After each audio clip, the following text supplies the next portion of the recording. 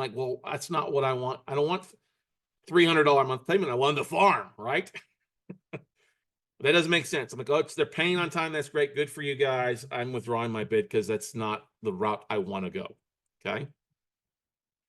And once again, as you're doing your due diligence, if you see missing AOMs, do not fund the deal till you make sure all the AOMs in there.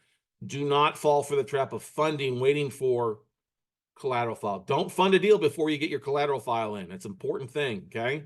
I've seen some people go ahead and fund. They had no contract, no collateral file in. Well, once you get the money wired over to people, you got to be careful. Sometimes you want to make sure you have everything and you're approved before, and you're approving this deal as you go through the due diligence process. Don't fund beforehand. Okay. If the borrower is deceased, check for heirs, for deed in lieu.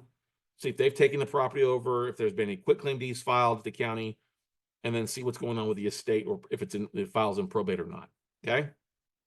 One of the great things in the collateral file is look for the hardship letter. Sometimes the borrowers will literally outline what they can't afford and why they're behind, and that makes for great fodder for you to look at and say, hey, this borrower wants to stay in the house. They can pay this. Let's calculate that. What's my yield if they start paying that? Boom, let's go. Let's run with it and go from there. I'm talking about a soft copy, a PDF copy. Albert, they're not going to send you the physical file until after you've funded, in usually 30 to 45 days.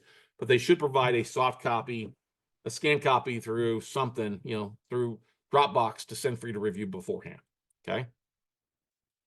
Now, one thing about that scanned copy too is look at the date of it. If it's an older, like over a year, you want to make sure, hey, can you have somebody rescan the copy? Because there may be things that are now in the file folder that weren't in it a year ago when they bought that note. Okay.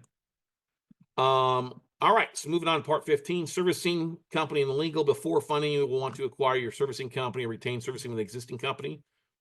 Make sure that the fees for that servicing company don't kill the deal.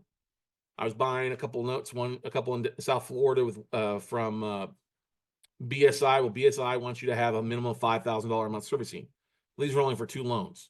So am I going to pay $5,000 a month, or am I going to transfer these to like Madison Management and pay $100 each? So you got to know that what's going on with that. Okay. And when you're looking at your servicing company, make sure that they are licensed in the states to service. Okay. And make sure you look at your payment terms, look at what they do as far as if it's a non-performing note, how many months are required the borrower to start paying on time before they start reclassifying it as a performing note. Okay.